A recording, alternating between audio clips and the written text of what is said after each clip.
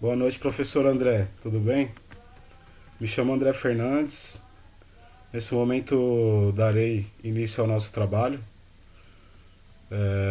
No caso, o tema 2, denominado como competência e imunidade tributária. Nosso grupo composto por 5 pessoas, no caso eu, André Fernandes, a Camila Emídio da Silva, o Fernando Bueno de Souza, o Douglas Gonçalves de Oliveira e a Renata Crica da Silva Souza. O que vem a ser a competência e a capacidade tributária? Vale ressaltar que a capacidade tributária ativa e a competência são sinônimos. A competência tributária é um poder ou uma atribuição facultativa conferida pelo texto da Constituição, da Constituição Federal, e aos entes federativos, né? Por meio do qual eles estão autorizados a instituir determinados tributos em seu território. A competência tributária e a capacidade tributária ativa são um instituto que não se pode confundir. Enquanto a competência se traduz na aptidão conferida pelo texto constitucional para instituir e legislar sobre os tributos, a capacidade tributária ativa corresponde à função de arrecadar, de fiscalizar e de executar.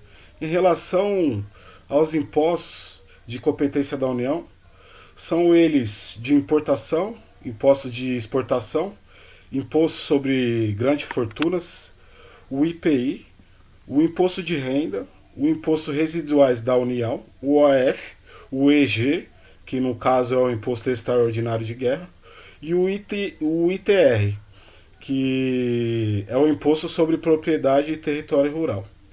Em relação à competência dos Estados, para instituir o ITCMD, o ICMS e o IPVA. Em relação à competência dos municípios, são responsáveis por recolher os seguintes impostos: o ITBI, o ISS e o IPTU. Em relação aos impostos do Distrito Federal, o Distrito Federal ele acumula, né? No caso, o Distrito Federal, como já foi dito em sala de aula, ele não possui município, então a competência de cobrar impostos é acumulativo. A competência do Distrito Federal pode ser para cobrar tributo estadual ou municipal, ou seja, pode instituir os impostos de competências dos estados e também o de competência municipal, que são eles: o TCMD, o ICMS, o IPVA, o ITBI, o ICSS e o IPTU. Na eventualidade de criação de território federal, qual ente terá competência para criar impostos federais e estaduais? Expresso no artigo 147 da Constituição Federal de 88, diz ao respeito do poder da União de instituir impostos federais e estaduais, no caso dos territórios federais, caso esses sejam criados. Considerando a hipótese referida na questão anterior, as regras de competência para a criação de impostos municipais, caso esses sejam criados e se não forem divididos entre municípios e a União, também será competente para instituir os impostos municipais.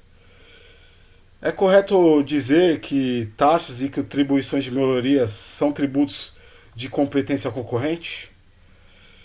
Não. No caso, contribuições de melhoria são um tipo de tributo semelhante às taxas, porque costumam ser fixas e estão ligadas a uma contraprestação do governo.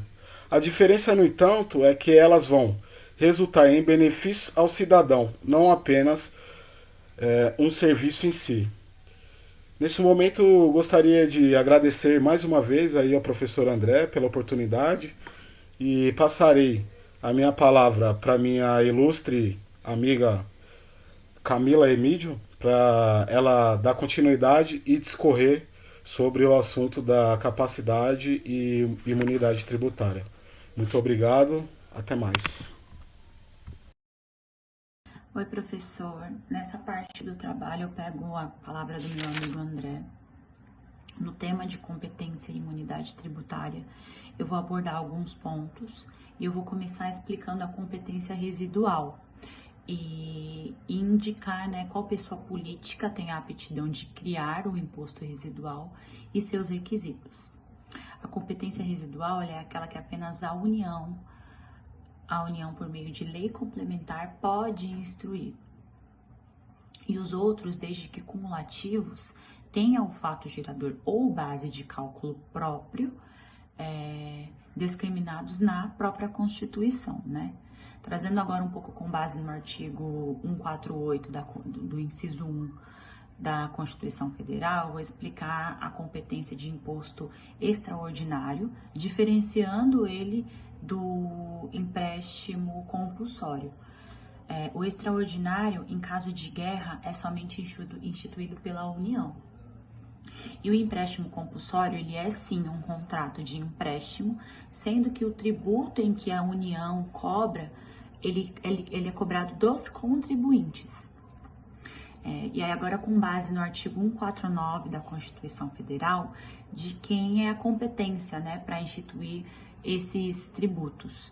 Esses tributos são de competência exclusivas da União. Trazendo outro ponto agora, referente municípios, estados e Distrito Federal. Quem pode instituir, né, contribuições especiais e quais são elas, né? Nos casos em que os estados, os municípios e os distritos federais adotem um regime de previdência própria, podem assim criar contribuição especial para tanto sendo associais, intervenção no domínio econômico e interesse de categoria profissional ou econômica. Trazendo agora entre o ente da federação, tem a competência para a instituição da COSIP. COSIP é vinculado ao custeio de iluminação pública, não podendo ser utilizado em outras despesas do município, somente exclusivo para a iluminação. Contribuições da instituição, de acordo com o artigo 195 da Constituição. A lei, ela pode instruir outras fontes destinadas a garantir a manutenção ou expansão, né, da seguridade social, obedecendo sempre os dispostos do artigo 154, inciso 1 da lei complementar, tá? Aí a parte de agora de imunidades do município, somente exclusivo para iluminação. Contribuições da instituição, de acordo com o artigo 195 da Constituição. A lei, ela pode instruir outras fontes destinadas a garantir a manutenção ou expansão, né, da seguridade social, obedecendo sempre os dispostos do artigo 154, inciso 1 da lei complementar, tá? Aí a parte de agora de imunidade de isenção. A imunidade é uma hipótese de não incidência tributária, constitucionalmente qualificada de não incidência legal qualificada, tá? E trazendo agora para o último ponto, imunidade objetiva e imunidade subjetiva. A imunidade objetiva, ela é chamada de imunidade real, que é aquela que afasta a incidência dos impostos sobre produtos sem proteger qualquer pessoa de imunidade. Já a imunidade subjetiva tem aquelas que são conferidas de acordo com a condição determinada da pessoa, atribuída a sujeitos em função da presença em elementos objetivos. Então, foi isso que eu abordei, foram esses pontos, e agora eu vou passar a palavra para o meu amigo Douglas. Quero iniciar esse vídeo agradecendo a nossa colega de sala, a Camila, e desejando ao professor uma excelentíssima noite. Irei mencionar nessa parte do vídeo alguns recursos extraordinários que geraram repercussão pelo STF, ao qual firmaram como tese alguns temas, iniciando pelo tema 437, que trata sobre a imunidade tributária recíproca. a empresa privada ocupante de bem público. Entende-se que incide o IPTU, sim, aos imóveis considerados de pessoas jurídicas de direito público cedido a pessoas jurídicas de direito privado, são devedoras de tributos. Conforme o artigo 150, parágrafo 3º da Constituição Federal, reiterando o artigo 34 do CTN, que o contribuinte do imposto é o proprietário do imóvel, o titular do seu domínio ou o possuidor, como consta em contrato de concessão de uso. Um outro tema é o 387. Trata sobre a imunidade recíproca se alcança ou não a sociedade econômica mista de terreno localizado em área portuária pertencente à União. Fazendo leitura do artigo 150, inciso 6º, alínea A da Constituição Federal, a imunidade recíproca não se estende às empresas arrendatárias de imóveis públicos, quando explorada de atividades econômicas com fins lucrativos. Desta forma, é previsto contra a cobrança de IPTU, sim, pelo município. Um outro tema seria o 115, que trata sobre a imunidade recíproca à sociedade de economia mista que prestam serviços de saúde exclusivamente pelo SUS. As empresas societárias de economia mistas, prestadoras de serviços públicos de saúde sem fins lucrativos, podem gozar de pleno direito, conforme o artigo 150, inciso 6º, alínea A da Constituição Federal. Um outro tema também é o 402. Se há aplicação ou não de imunidade recíproca quanto à incidência do ICMS sobre transporte de encomendas pelas empresas brasileiras de Correios e Telegráficos ECT. Entenda-se que o ICMS sobre os serviços de transporte de encomendas realizados pelas empresas brasileiras de Correios, tendo em vista que a imunidade recíproca há previsão legal no artigo 150, inciso 6º, em linha A da Constituição Federal. O outro tema também que gerou repercussão, que trata sobre a imunidade recíproca, é o 412. Ele se refere às empresas públicas prestadoras de serviços públicos. As empresas brasileiras de infraestruturas aeroportuárias, a Infraero, empresa pública prestadora de serviço, faz jus à imunidade recíproca, fazendo leitura do artigo 150, inciso 6º da Constituição Federal, tem pleno direito também à imunidade. Outra questão que pode ser observada em relação à imunidade recíproca, a extensão de autarquias e as fundações instituídas e mantidas pelo poder público, no que se refere ao patrimônio. A renda e os serviços vinculados e suas finalidades essenciais ou delas decorrentes estão previstas assim no artigo 150, parágrafo 2º da Constituição Federal. Uma outra discussão também, porém importante, se há imunidade tributária sobre os cemitérios e templos de qualquer culto.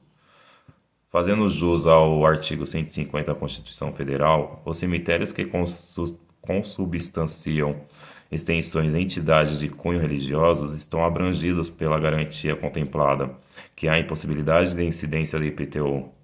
Em relação a eles, a imunidade aos tributos de que possam gozar de templos de qualquer culto e projetada a partir da interpretação da totalidade, tendo em vista o contexto na Constituição Federal, em sua redação, artigo 5º, inciso 6º, artigo 19, inciso 1º e 150, inciso 6º e a linha A estão previstos legalmente a imunidade garantida desses tipos de contribuição. E por último, porém não menos importante, está relacionado à operação de circulação de mercadorias realizadas por templos. Entende-se que a imunidade instituída para os templos, prevista no artigo 150, inciso 6º, a linha B da Constituição de 1988, Constituição Federal, não alcança o ICMS. Por regra, incide sobre a as operações de aquisição de venda de mercadoria realizada pelos templos. Pelos templos. Dessa forma, eu agradeço e termino aqui o meu vídeo, passando a palavra para o Fernando e agradeço a rica oportunidade. Uma excelentíssima noite. Boa noite, professor. Então, dando prosseguimento aí ao que foi iniciado pelo meu colega André, seguido pela Camila e pelo Douglas, vamos dar continuidade e finalizar o nosso trabalho do tema 2, de competência e imunidade tributária. Eu vou continuar dando uns exemplos de imunidade tributária. Um deles é conforme no artigo 150, no seu inciso 6º, na qual é vedado a cobrança de impostos diretos, como imposto de renda, IPTU, e temos também, exemplo, um estacionamento que preste serviço, que seja, trabalhe, né, para a igreja, ele também será isento, desde que esteja relacionado à atividade de fim da entidade.